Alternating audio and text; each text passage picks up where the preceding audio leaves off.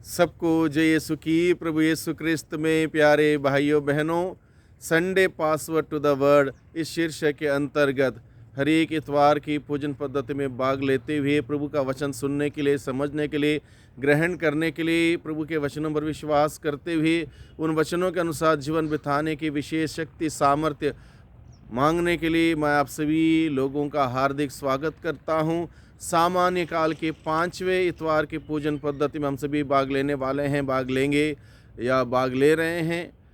तो आज के इस इतवार के दिन हम सबों के लिए प्रभु का संदेश है, सुसमाचार का प्रचार प्रसार के विषय को लेकर कैसे करना है और कैसे नहीं करना है, इसमें क्या क्या आवश्यक है, इन सभी बातों को प्रभु हमें बताता है। सबसे पहले हम सबों का दायित्व और कर्तव्य है, जितने भी लोगों ने बपतिस्मा ग्रहण किया हो उन सबों का कर्तव्य है सुसमाचार का प्रचार करना। और अलग अलग लोग अलग अलग अंदाज से करते हैं, लेकिन ये कार्य हमारा निश्चित रूप से एक महत्वपूर्ण हमारा कार्य है और जिम्मेदारी है। इसको निभाना हम सबों के लिए अति आवश्यक है।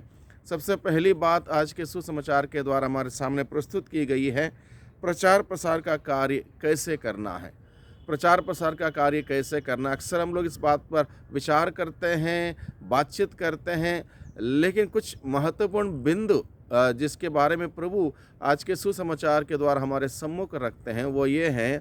प्रचार प्रसार के कार्य करने के लिए सबसे पहले प्रार्थना, उसके बाद प्रार्थना के बाद चंगाई और लोगों से मुलाकात करना, हाउस विजिटिंग, भेंट करना, ये कुछ महत्वपूर्ण बिंदु आज के सुसमाचार के द्वारा प्रभु हमारे सम्मुख रखते हैं। यानी कि प्रचार प्रसार का कार्य करने के लिए पर्याप्त मात्रा में प्रार्थना करनी है। पर्याप्त मात्रा में प्रार्थना के बाद लोगों से भेंट, लोगों से मिलना, लोगों के सुख दुख को देखना, समझना, उसके अनुसार अगर कोई पीड़ित है, परेशान है, दुखी हैं, उनके लिए चंगाई की प्रार्थना करना या चंगाई देना, ये कार्य सुसमाचार का प्रचार प्रसार के हिस्से में आता है, अंतर्गत आता है। इसलिए अलग अलग प्रकार के तौर तरीके प्रभु ने हमारे सामने प्रस्तुत किए गए। हो सकता हम दूसरों के घरों में नहीं जा पाते हो या नहीं जाते हो या इतना टाइम हमारे पास नहीं, लेकिन ये एक माध्यम प्रभु ने हमारे बीच में यहाँ ये रखा है। पर्याप्त मात्रा में हम प्रार्थना कर सकते हैं। कई संतों के जीवन में हम देखते हैं उन लोगों ने दूसरों के लिए प्रार्थना की, मध्यस्थ किया। इसलिए हम लोग प्रार्थना के द्वारा भी प्रभु का सुसमाचार का हिस्सा बन सकते हैं, सुसमाचार का प्रचार का हिस्सा हम बन सकते हैं। पहला बिंदु हम लोग इस बात पर विचार करें। दूसरा बिंदु है, लोगों ने मध्यस्थ प्रार्थना किया। मध्यस्थ प्रार्थना करना सुसमाचार प्रचार प्रसार का और एक महत्वपूर्ण हिस्सा है। मध्यस्थ प्रार्थना करना कैसे?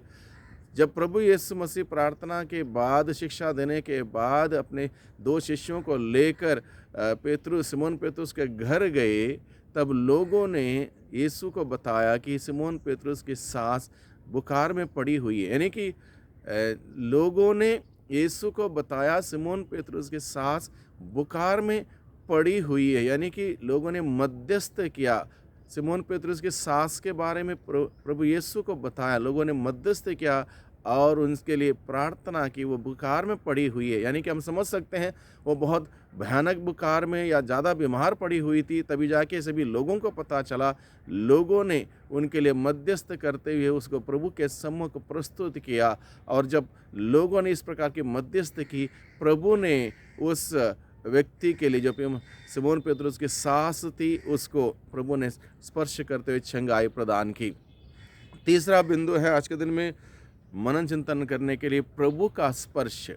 जब प्रभु के सम्मुख ये निवेदन लाया गया या मध्यस्थ की गई, तब प्रभु ने सिमोन पेतरुस की सास को स्पर्श किया, उसका हाथ पकड़ा। यानी कि प्रभु का स्पर्श पाना, प्रभु का स्पर्श पाना और प्रभु का स्पर्श लोगों को देना, प्रभु का अनुभव लोगों को देना सुसमाचार प्रचार प्रसार का हिस्सा है।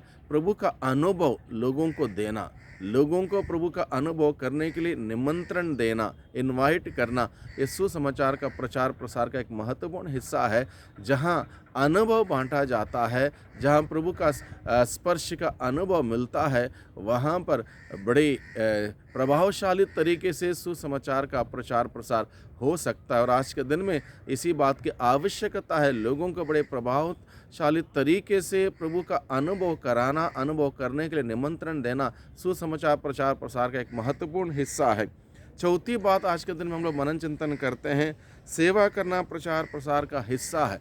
अब पेतरुस की सास जो बुखार में पड़ी हुई थी, प्रभु ने स्पर्श करते उसको चंगाई दी, तुरंत वो क्या करती, वो सेवा सत्कार में लग जाती। यानी कि कहीं प्रकार की सेवाएं हैं कलीसिया में, कहीं प्रकार की सेवा। ज़रूरत नहीं कि हमारा नाम कहीं पर दर्ज किया जाए, ज़रूरत नहीं है। ज़रूरत नहीं कि हमें कोई बड़ा पैमाने पर इसकी घोषणा किया जाए, ज़रूरत नहीं है। ज़रूरत नहीं है कि हमें मान सम्मान या पुरस्कार के से नवाजा जाए, ज़रूरत नहीं है। प्रभु की सेवा करने के लिए महामरियम के भांति विनम्रता से अपने अपनी क्षमता के साथ बहुत सारी प्रकार की सेवा हम लोग कलीसिया के प्रति, कलीसिया के कार्यों के प्रति हम कर सकते हैं, दिखा सकते हैं उदारता पूर्वक। इसलिए बहुत सारी प्रकार की सेवा सत्कार जो हम करते हैं वो भी प्रचार प्रसार के कार्य का महत्वपूर्ण हिस्सा हो सकता है। पांचवी बात प्रभु हमें सिखाता है, प्रभु ने नाना प्रकार के बीमार लोगों को चंगा करने के बाद वो फिर गए प्रार्थना करने के लिए। यानी कि प्रचार प्रसार का कार्य प्रार्थना के बगैर नहीं हो सकता। यानी कि फिर प्रभु जोर देता है इस बात पर कि जितना कार्य हमने किया उसके बाद हमें फिर एक बार रिचार्ज होने के लिए हमें प्रार्थना में जाने की ज़रूरत है। प्रभु ने फिर वो अकेले में व्यक्तिगत प्रार्थना करने गए। यानी कि व्यक्तिगत प्रार्थना बहुत ही ज़रूरी है प्रचार प्रसार के कार्य में। कोई भी हो जो प्रचारक हो, अगर व्यक्तिगत प्रार्थना नहीं करता हो उसका प्रचार प्रसार का कार्य प्रभावशाली नहीं हो सकता। यानी कि व्यक्तिगत प्रार्थना करना एक महत्वपूर्ण हिस्सा है प्रचार प्रसार के कार्य का। छठवां बिंदु है, कष्ट सहना भी प्रचार प्रसार का एक हिस्सा है। यानी कि अनेक प्रकार से हमें कष्ट भी सहने पड़ते हैं। कष्ट सहे बगैर कोई कार्य नहीं हो सकता। यहाँ तक महत्वपूर्ण कार्य करने के लिए हमें कष्ट उठाने पड़ते हैं। आज के पहले पार्ट में हम देखते हैं पहले पार्ट में देखते हैं आयुब कष्ट सहता है। और आज के दूसरे पार्ट में हम देखते संत पौलुस प्रचार प्रसार के कार्य करते हुए कितना कुछ कष्ट सहता है। यानी कि ये कष्ट सहना, आनंद पूर्वक कष्ट सहना भी प्रचार प्रसार के कार्य का महत्वपूर्ण हिस्सा है। स्वयं प्रभु यीशु मसीह ने कितने कुछ कष्ट सहे, तो आज के दिन में हम सबों को प्रभु का कार्य करने के लिए हमें कष्ट सहने पड़ेंगे। सातवां बिंदु है, सुसमाचार प्रचार हमारी जिम्मेदारी। यानी कि हम सभी इस बात को इसलिए ना करें कि मुझे बताया गया या मुझे इसलिए बुलाया गया, नहीं, ये हम सभी लोगों का परम कर्तव्य है प्रचार प्रसार का कार्य करना। यानी कि सुसमाचार हम प्रभु का कार्य को करते हुए निरंतर आगे बढ़ें। आज के संदेश के लिए प्रभु को धन्यवाद दें। इस संदेश के अनुरूप निरंतर प्रचार प्रसार का कार्य करते हुए प्रभु की महिमा करने के लिए प्रभु से हम शक्ति सामर्थ्य मांगें। सर्वशक्तिमान पिता परमेश्वर, हम आपकी स्तुति करते हैं, आराधना करते हैं, धन्यवाद देते हैं आज के वचनों के लिए। आज के वचनों के द्वारा प्रभु आपने हम सबों को सिखाया, बताया कि सुसमाचार प्रचार प्रसार का कार्य में आगे बढ़ने के लिए क्या क्या हमें करना पड़ सकता है। इन बातों के लिए आपने हम सबों को दिशा निर्देश दिया। हम आपकी स्तुति आराधना करते हैं, धन्यवाद देते हैं। इसके अनुसार जीवन बिताते हुए सुसमाचार का प्रचार करने के लिए हम सबों को अत्यंत सार्थक उपकरण बनाइए। दुआ करते हैं उद्धारकर्ता यीशु मसीह के नाम से, आमीन।